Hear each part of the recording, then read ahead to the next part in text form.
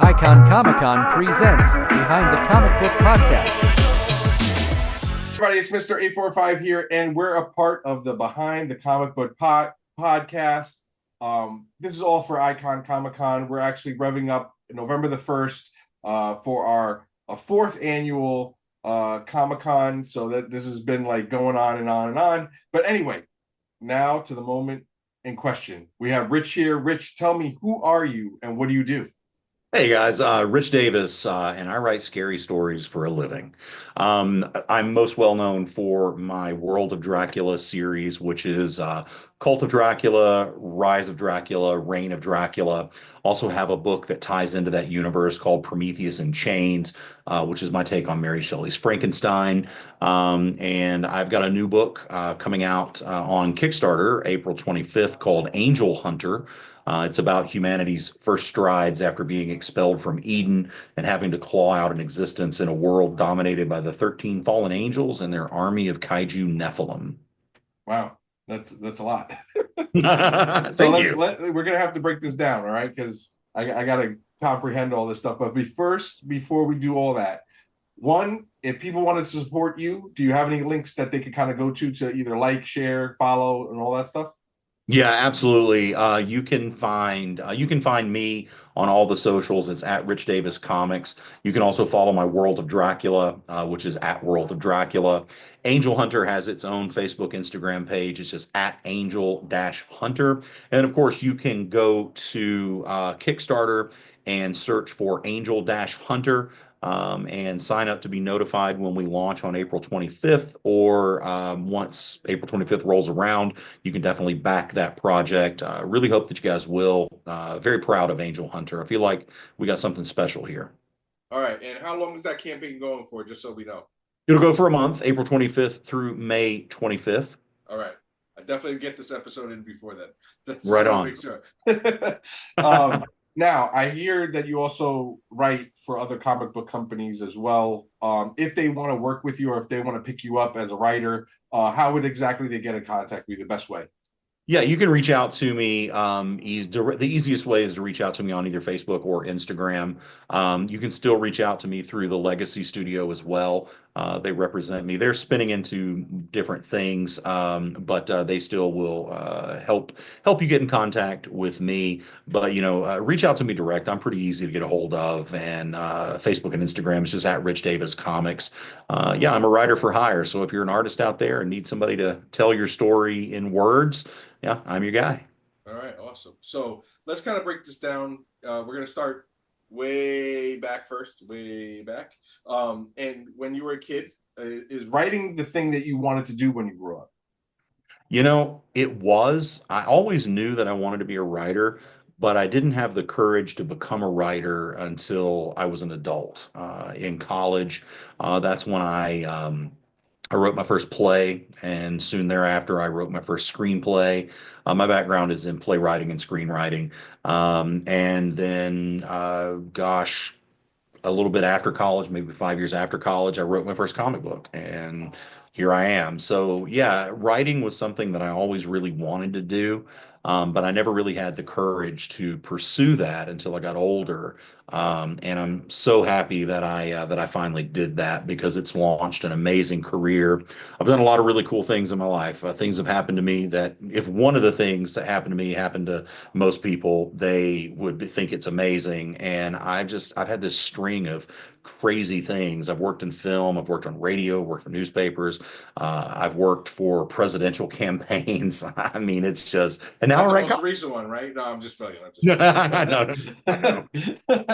No, but on a serious note, what kind of brought you into the writing world? I know that you had the passion for it, but what you were talking about an initial screenplay, but before that, did you have anything that kind of like you were working on and you were kind of like, I'm hesitant to show somebody? What was the first epiphany moment when you actually physically handed the paper to somebody and said, read this? So I owned a theater in Wilmington, North Carolina, and our purpose at that theater was to support emerging artists in southeastern North Carolina and help them get their plays produced. And over a 10-year period, I produced well over 100 plays, most of them written by first-time playwrights. And after watching all of these people develop their craft and seeing their passion for it, and then being able to help them do their thing, I was like, I should probably help myself here. I've got all these resources, I'm helping these people, I'm helping them chase their dreams. So what the hell, man? Chase my dream. And so that's when I actually started writing Cult of Dracula, which at the time was called Dracula Reimagined. And so I started working on that.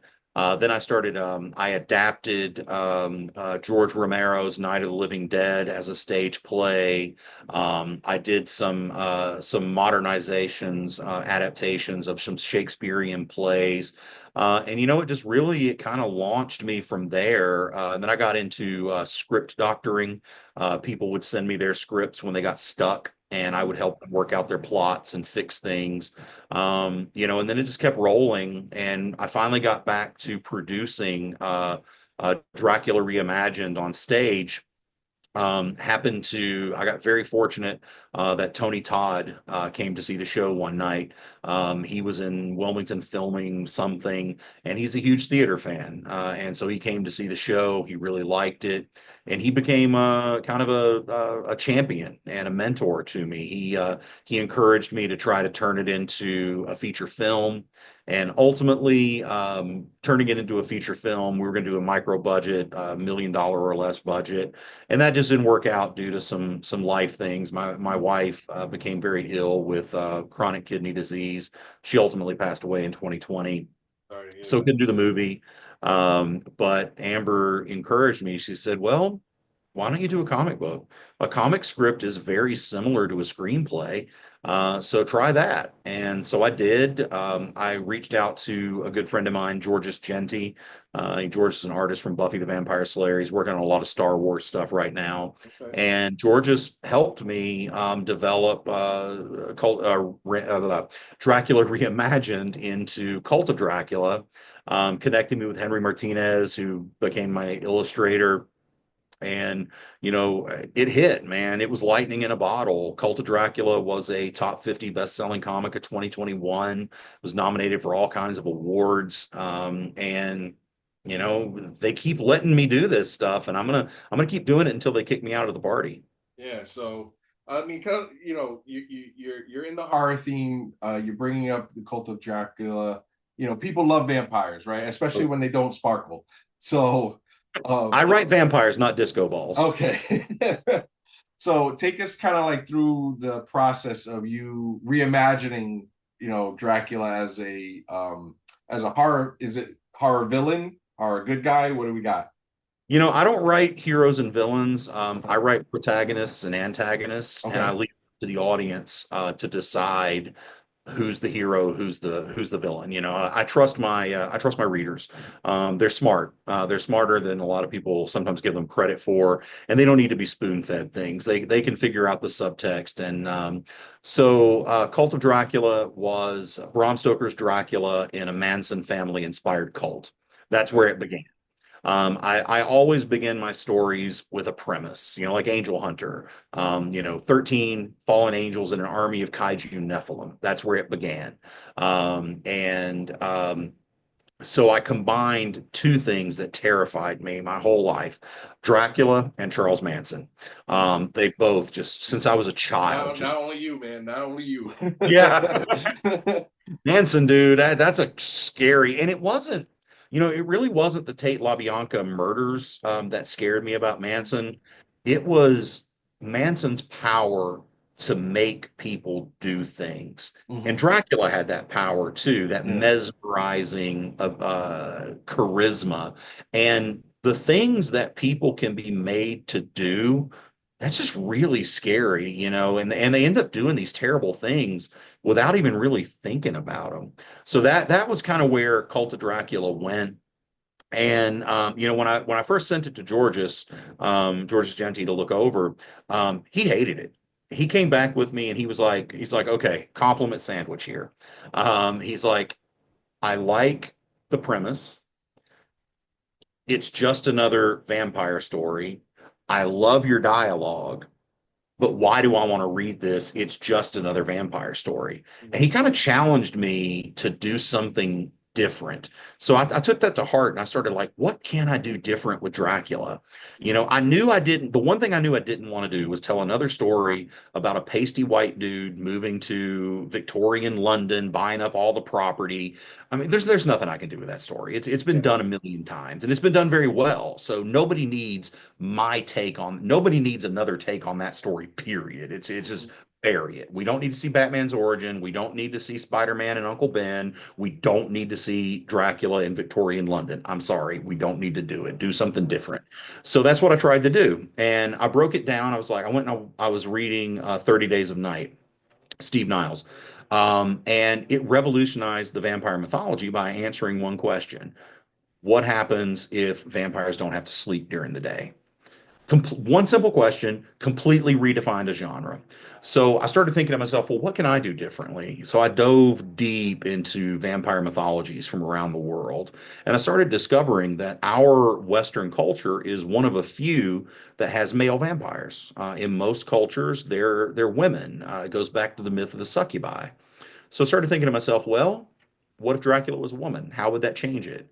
And then I was like, what if Dracula wasn't just one woman? What if she was all scary, spooky women that we write all these creepy nursery rhymes and we scare children to behave? What if all of those were Dracula interpreted differently by the cultures who observed her? Hmm. And once I ran with that premise, it opened up a completely new world of storytelling opportunities. And so I was able to take the basic core principles that Bram Stoker wanted to convey and his themes and the things that inspired him, I was able to take those and spin them in a completely unique way. And, you know, I did what Georges challenged me to do. I gave people a different Dracula story. And I think it resonated with people. Obviously, it did because, you know, it sold it sold a lot of copies. So, so let's go through the first, like, how many issues have you released so far of Cult of Dracula? So Cult of Dracula was 6 issues. It Okay. was a complete volume. I followed it up with Rise of Dracula, which was the sequel, and then I'm finishing it up with Reign of Dracula, which issues 1 and 2 are out. 4, 5, and 6 will be coming soon. And I decided to make Dracula kind of the center of the universe for everything that I write. Kind of like Stephen King links everything to his Dark Tower. Mhm. Everything that I write links to Dracula. My Prometheus and Chains books, which were 6 issues. It's my take on Mary Shelley's Frankenstein set in the post-World War II atomic age. It ties into Dracula. Angel Hunter is going to have a small link to Dracula. I'm writing another story for a book called Holiday Spirits. I'm writing a Carmilla story, and that's going to link to Dracula. And, you know, and it's like again, it's like Stephen King, who I idolize. Sometimes the references are very strong and obvious, and sometimes they're just little itty bitty things, little Easter eggs that if you notice it, you notice it. If you don't, you don't. So my world of Dracula it'll continue to grow as long as they let me continue writing comics. Yeah. Universal Studios. Let's talk to this guy. Hey, you know They what? got a dark universe right now. Let's Yeah, go. let me do your Dark Universe. Yeah. So, you know, I mean, Dracula is a folklore that's been around for the ages, right? It's something Oh yeah. that people used to tell their families to kind of keep them in check, if you will, and always reimagining that story, especially when done well, really gives you the capability of being able to tell it a different way. So, you know, kind of delving into a little bit of the first series, right? The Cult of Dracula. Are you able to kind of like speak on the premise of each one? I know that you were saying that they're different stories in the Yeah. sense of like nursery rhymes and stuff like that. So kind of like what kind of drove you into each one? Yeah, so with Cult, I got to flip the perspective a little bit. The focus wasn't really on Dracula herself. It Hmm. was about the cult that worshiped her. Okay. And so we got to go through and we got to tie in some vampire myths like La Llorona and the Cherokee Deer Woman and Baba Yaga, a Medusa. These all got kind of tied into it. But again, it wasn't a direct focus on Dracula. It was really that cult of people that worshiped her and the things that they're willing to do for her. Mm. It's this religious fervor for her, and it was really really fun to go in that angle. Renfield became he was the Manson figure. He's the face of the church. And but when you get into it, you start to discover that he's not the leader. He's just a puppet. And this cult is sworn to an ancient blood goddess. And then you get into it and you're like, holy crap, vampires are real. Like we had the brides show up, and the brides have their own unique personalities. In most Dracula adaptations, they're just voluptuous, sexy women, and they represent the Victorian hypocrisy towards sex. And they don't really get any personality. So I made them. Akasha was an ancient Babylonian priestess, and Akamu was a Japanese Oni, and Signa was a Viking skald, and they were each plucked by Dracula in different eras to serve her as their brides. Renfield got his deep story. Lucy, she's her own woman in this. She and Mina are sisters, but they don't know it because they were separated as children. Lucy was raised in the cult. She was brought up in it. Mina was taken out of it, so she got to kind of grow up and with a normal existence. And something Dracula is drawing them back to this place at this specific time for a very specific reason. And so we got to explore those characters, those motivations. Arthur Holmwood, he was kind of a Bernie Madoff. He ripped people off as a financial investor, a real estate. Just, same role that Arthur played in Dracula, just in a modern incarnation, and a darker twist. And he can't forgive himself, so he gives up everything, signs everything over to the cult, and joins it. And then when he gets there, he finds out it's not all that he thought it was. So all these people are just drawn to this specific place, and we really get to explore again, what will a person do for their faith, for their idol, this person that they trust? What can that person make them do? And that was a really fun but also sickening concept to explore. I mean, it kind of goes to the deepest part of somebody's ambitions to please, like Thanos pleasing death to, Yep. snap half of the universe, that type of thing. It's just to see how far will you go, Yep. and it kind of questions your humanity, right? In the sense Yep. that, would you do it in the same situation? Would you go that far for that specific figure? That it definitely makes you look inward, if you will, on that Yeah. perspective. So, kind of going into the horror theme, right, and kind of seeing now all your iterations of different volumes, you're kind of staying that in that horror theme, correct? Yeah, so everything I've written thus far has been horror related. Angel Hunter's a little bit different. It's my first foray into the world of fantasy and manga. Mm-hmm. It's a dark fantasy, so there's definitely some horror elements to it. But after writing 24 issues of horror comics, 25 if you count Embalming Day, which was a short story I did for Blue Juice Comics, after, and God, 6 years of doing horror, I needed to step away from it, and I needed to play in a different sandbox. Writing Prometheus and Chains, again, my Frankenstein story, was the most difficult thing I've ever written because it's a very personal story. In this world, Victor and Elizabeth Frankenstein flee Nazi Germany, come to the U.S., and work on the Manhattan Project. Elizabeth is a brilliant scientist. She's exposed to radiation, dies of cancer, sends Victor into this spiral of addiction, depression, and an obsession with bringing her back to life. So, in Prometheus and Chains, while you're reading and watching Victor work through his PTSD, that's me working through my PTSD. My wife passed away in 2020. I found her in our bedroom floor, and I'm traumatized by it. It's a horror that I will live with the rest of my life. And writing Prometheus and Chains, there wasn't a single day that I ended my writing session where I wasn't in tears. There were many days where I was writing and I kept a trash can by my desk and I would turn and vomit into it. So I really put everything I had into Prometheus and Chains. And I needed a break.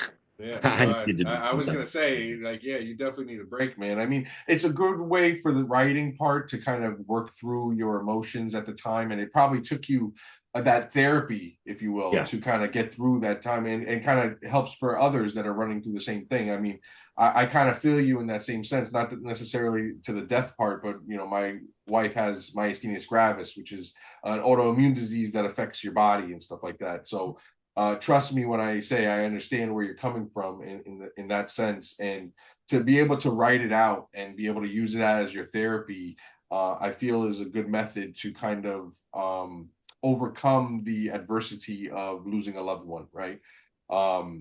It's something that everybody that lives has to eventually succumb to. Like there's a loved Yep. one that will pass because death comes for us all, right? Yep. So it's definitely something that I could kind of see, where you're going with it, and kind of really embrace it more because there's so much emotion behind it, right? Um, I know that you were saying that you were kind of running into issues because of the time that you were in. Did you ever have a sense of like writer's block, or it was more I was flowing with so much emotion and ideas, writing it down that I just couldn't stop because of the emotion part? So was it like a writer's block, or was it more like the emotion? With Prometheus and Chains, it was a runaway train. It was once I opened up those floodgates and was able to look inside myself and tap into that, it was a train that didn't stop until it was over, until we got to the station. Mm-hmm. Some of my other books, the writer's block was there. Rise of Dracula was pretty difficult to finish because I kind of got stuck in the middle. Reign of Dracula, it's one that I still need to finish. Being perfectly honest, I'm having a difficult time motivating myself to go back and finish that story. Angel Hunter's helping that a little bit because it's different. And after Prometheus, man, I just didn't want to go back and do horror anymore. It's too much. I needed to do something different. So, in a sense, I'm blocked on finishing my Dracula story. I know I need to. I've got the outlines done. The first two issues are out. And I know where I'm going with 3, 4, 5, and 6. I can't motivate myself to go back. And a lot of it is because I'm having to go back into the world, the same world where Prometheus and Chains exists, and I Mm-hmm. just don't know if I have it in me right now to face that again. Mm-hmm. So Angel Hunter has helped in a big way. Because it's fantasy and it's different. It's a different style and it's manga, and manga has different beats and different themes. So I feel like I'm a different writer as I work on Angel Hunter.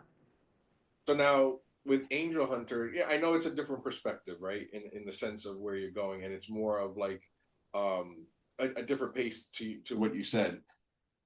Do you feel that in going with this genre, it might take you to other things, or is it that it will help you recycle back and work your way back to eventually finish your outlines of your other stories to kind of say, oh, these elements that I'm picking up here, it doesn't always have to be horror. I could actually add some elements of fantasy to it, and then be able to kind of close off the doors to these other books. Yeah, it's a bit of both. Angel Hunter, it's definitely stretching my skill set and stretching my abilities. And it's going to tie me up for probably the next 5, maybe 6 years. The Mhm. way we have Angel Hunter mapped out, it's going to be 10 volumes. And I do say volumes because it's not coming out in floppy issues. It's coming out in volumes. The shortest of those volumes is 96 pages. Wow. The Every volume after this is going to be a minimum of 120 story pages.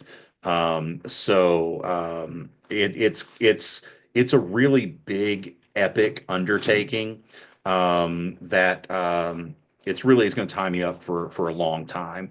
But that's just the way this story works. It's been projected out for so long.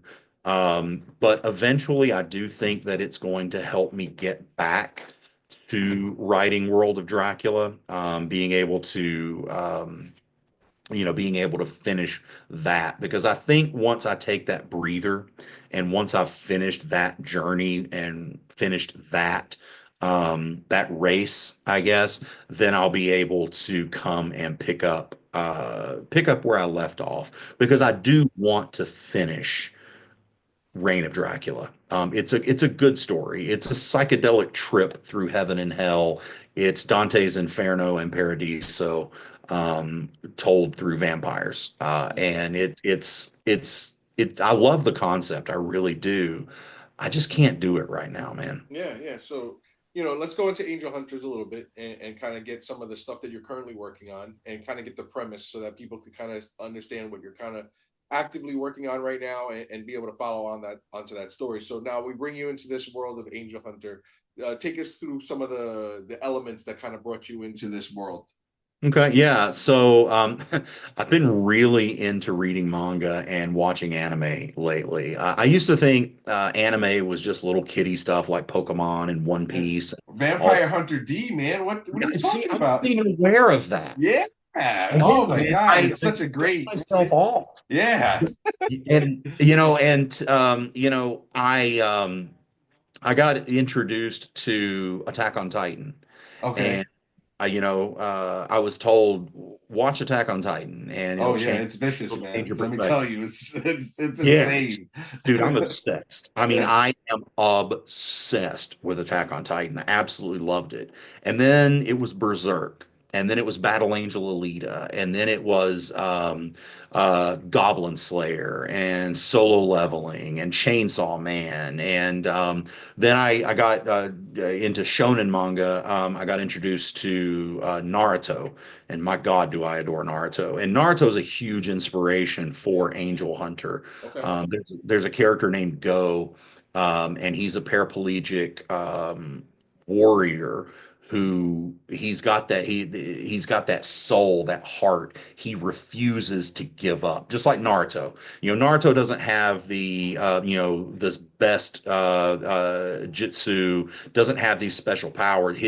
His power is his heart, and that's Go. Go, he gets his butt kicked, and he's still, in the first scene where we meet him, his village is under attack by this army, and it's destroying the village. And his village, their purpose is to protect the eggs of Leviathan, the beast god Leviathan. Mhm. And Go sees the temple burning, and it's kind of Leviathan gets destroyed. He's fallen down on the deck, lost his crutches. He can't get up and go. I mean, he just crawls inch by inch on his elbows, dragging his legs and his belly to get to that temple and save one egg. That's Go. And that was inspired by Naruto. And so, I was able to draw inspirations from these amazing anime and these amazing manga that I was introduced to. Those shows, those books, they introduced me to something completely different, this whole new world of storytelling. And it lit that fire under me to want to write again. And it's been, I'm having kind of the same experience with Angel Hunter that I had with Prometheus. It's a runaway train. I can't stop. And we just finished volume one, and I've already written half of volume two, and I've got volumes 3 through 10 mapped out. Yeah. So I I got mean, a recommendation for you. All right. yeah, All right. So go to Netflix and watch The Blue-Eyed Samurai. I have that on my list. I You gotta want watch it looks that. I so mean, good. listen, if you're saying that the genre is kind of very similar to that, and if you ever are into gaming as well, Onimusha, which is a very good game out of PlayStation. If you follow that, that's I've heard of even that one some too. pretty good lore on that one as well. So those are some good like key things that might be able to like give you some influence, and then you can say, "Hey, Mr. 845, help me with this." I don't know if you want to put Definitely. I'll give bald-headed you a Puerto Rican shout in out. your books, but I will definitely give you a shout out on that because All yeah, right. Blue Samurai looks rad. Oh I yeah, did amazing series. I did watch Yasuke, which I really enjoyed, Okay. and Vinland Saga. Dear God, Vinland Saga was amazing. Once I finally got past the first episode, like I tried like 10 times to watch Vinland Saga, but I couldn't get past the fact that Thorfinn was such an annoying little shit. But once we finally got past that and we got to Thor's out there making his big sacrifice, it was I couldn't get enough, man. I was drawn, I was sucked into that story. So that's a big influence as well. The father son relationship. The We see that more with Azaraza and the Asame, which is their mentor. Azaraza is actually a twin soul. It's two people trapped in the same body, and they can't exist at the same time unless one of them inhabits a corpse. And the thing about inhabiting a corpse is the corpse rots. And when one of their souls is inside of it, it rots faster. And if they don't make it back to each other in time, then both of them cease to exist. Mm. So you've got this character, they're basically twins, they're brother and sister, and each of them wants to live, but both of them are willing to die so that the other one can survive. And so you get this really, this thing, this family, it's pulling them apart. And then Asame, their mentor, is kind of their mother figure. And she makes a big sacrifice. I'm not giving anything away with that, but she makes this big sacrifice that opens, it sets them free to have to live their life, and a lot of that came from Vinland Saga. Oh, Yeah, so man, anime and manga they've inspired me in ways I never expected, and I feel like I've become a new writer. I've been, God, this is going to sound cheesy as hell, but I've been reborn as a writer by writing Angel Hunter, and I really do. I think we got something special with this book. I feel the same way about Angel Hunter that I felt about Cult of Dracula. And like I said, Cult of Dracula exploded. It launched my career. People love it to this day. And it still sells very well. So I feel that same special feeling with Angel Hunter that I did with Cult of Dracula. so let's kind of go into the new writer part, right? So like you just brought up new writers. So as a writer that's established, that's somebody that's been through the ranks and kind of done the things that you have to do to kind of prove yourself in the industry, what type of advice would you give somebody that's just starting out, just thinking of writing or possibly writing, and how do they accept that feedback, stuff like that? So like, what advice would you give for somebody that's they want to be you when they grow up? First thing I would say is be yourself. Don't copy my voice. Use your voice. Your voice is going to be much more profound and far more powerful than trying to ape somebody else. It's wonderful to idolize Todd McFarlane or Brian Michael Bendis or Cullen Bunn, Jeff Lemire, Kelly Sue DeConnick. It's one thing to idolize them and love what they do. But don't try to copy them because you can't be Brian Michael Bendis. You can't be Kelly Sue DeConnick. You can be Mr. 845. You can be yourself. And that's what people want to hear. They want to hear your voice because if they want to hear Kelly Sue DeConnick, they're going to go read Pretty Deadly. They're going to go read Kelly Sue DeConnick.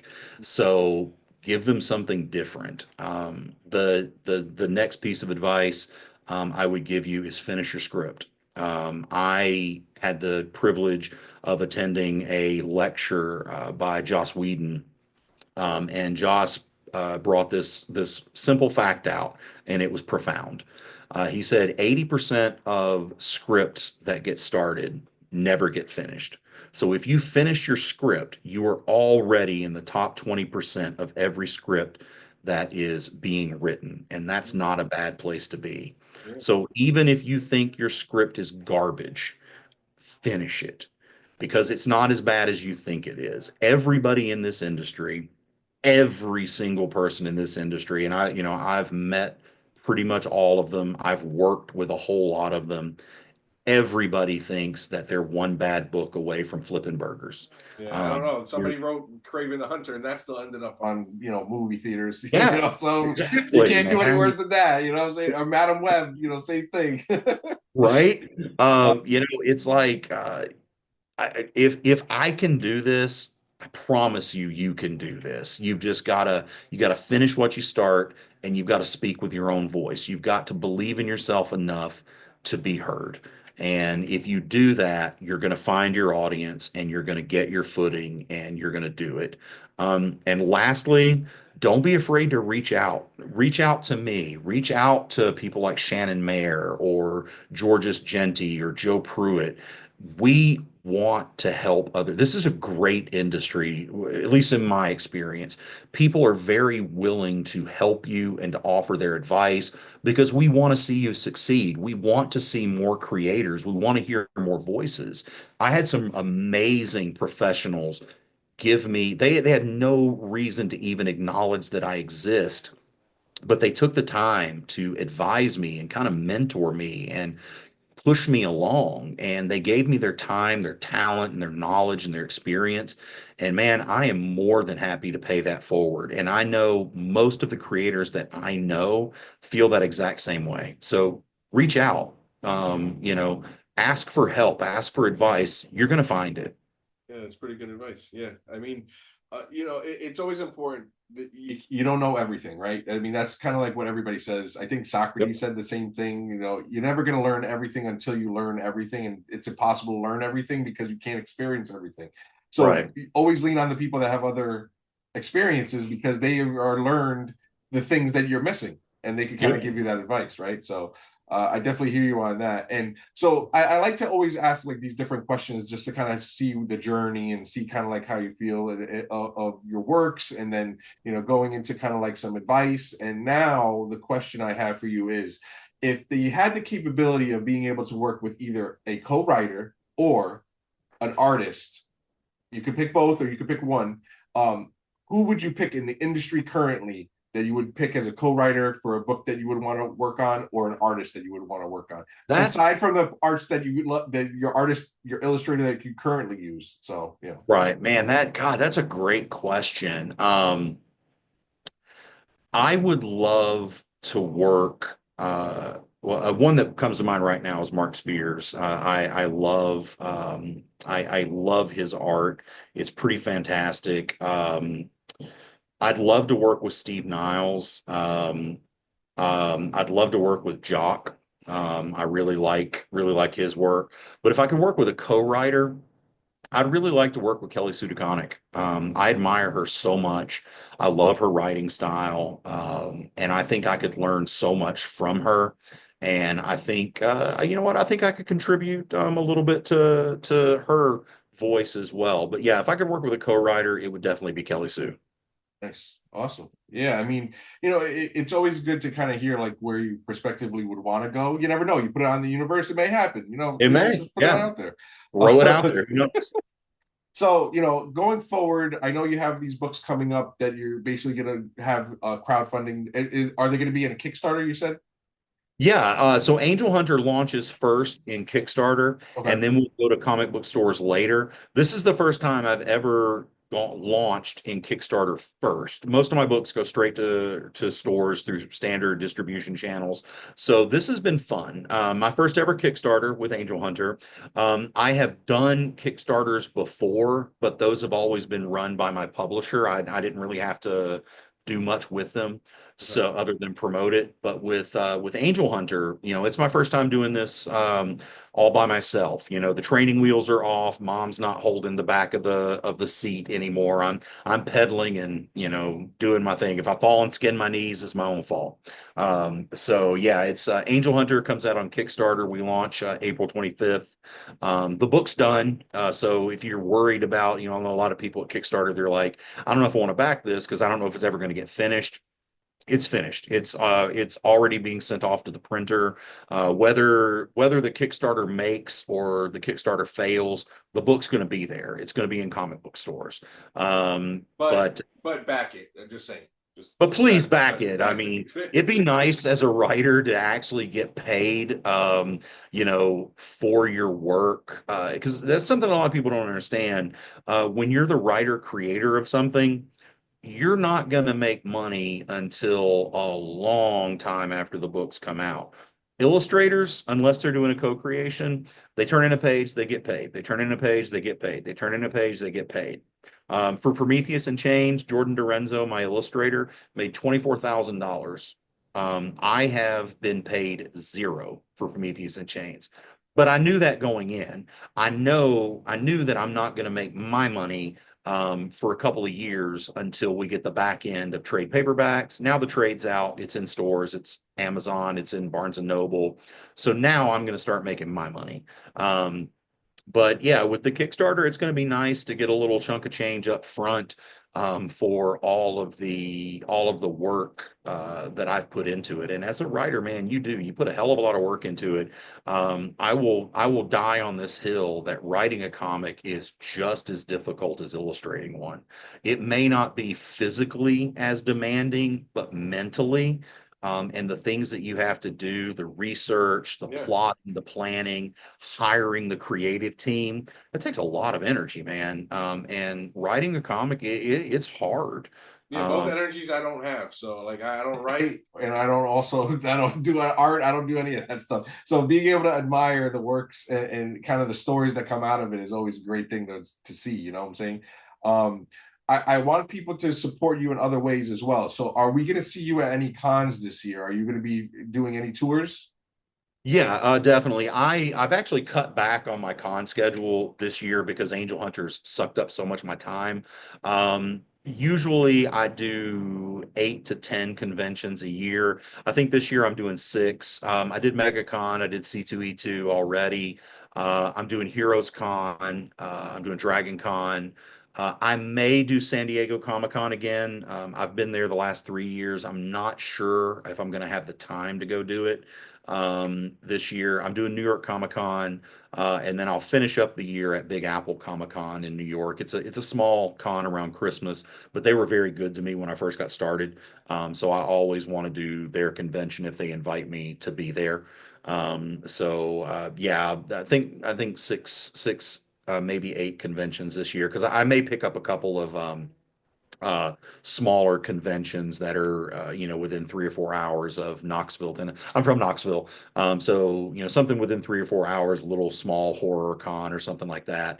I may do a few of those because they're a lot less exhausting than the big conventions. I mean, Yeah, trust me. San Diego. I run a small con, Okay. So Yeah. Hey, I'll come to asked. your con. I like you. So I appreciate it. No, Yeah. I mean, so like, just so you have some premise, and Rich, I just wanted to tell you that I really appreciate you allowing me to interview. It's been a pleasure. It's always good to kind of hear the different stories that are coming out there, to be able to pick up more ideas in the sense of what I need to do as a promoter to bring people like you there, so that I can be honored to be able to see your works. Sometimes it's very hard to like meet people, let alone be able to see the different works that are out there, because there's so much in that sense. But it's kind of like sometimes it's like a cloud fog where you have the big boys always kind of like holding up the space, and you don't really get to see the independents. So that's why I created Icon Comic Con. So the Icon Comic Con is an independent artist and comic book convention, originally called Iacon. People didn't like the name, so I changed it to Icon because you're a comic book icon, right? So like You you are want to some, be. or you want to be, or I mean, listen, you're published and you're making stuff, you're an icon in my eyes. You know what I'm saying? Because of the fact that you've held that grain of water, if you will, to be able to get to the mustard. You know, I got a lot of sayings in there, a little play Right. with words. I don't know if it was right, but we tried. But I yeah, dig it. so I really do appreciate a lot of the time that you gave in being able to allow me to interview you.